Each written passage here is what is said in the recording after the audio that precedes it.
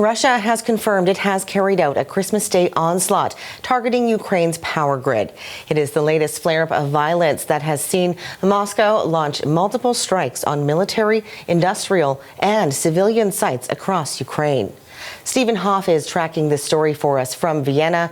Stephen, what can you tell us about these most recent attacks? Well, the attacks came just after 5:30 a.m. local time, and they left at least 6 people wounded in the northeastern city of Kharkiv, and at least 1 person dead in a nearby region. Now, this is despite Ukrainian forces saying that they were able to intercept over 50 Russian missiles that were fired on the country. And the U.S. ambassador to Ukraine has said that over 70 missiles and 100 drones were used in this attack by Russian forces.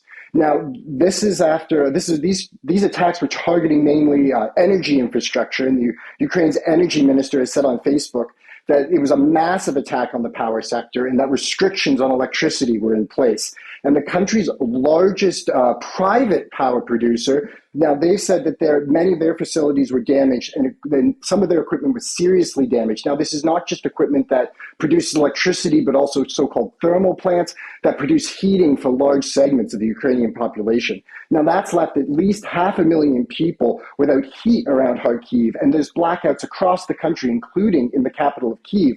And many in Kyiv were woken early in Christmas morning and rushed into the city's metro to take shelter as these attacks rained down. The Ukrainian President Volodymyr Zelenskyy has described the attacks as inhuman, and this is the 13th large-scale strike on Ukraine's energy system just this year. Obviously a terrible start to Christmas Day in much of the Ukraine. Well, you mentioned these increasing attacks, and this follows days of intensifying Russian aggression.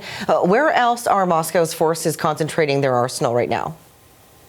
Well, just last night on Christmas Eve, another attack in a city called Kryvyi, which left at least 1 person dead and 17 others wounded, including a teenage girl. Now, that's about a city of about 600,000 people. It's about 80 kilometers of the front line.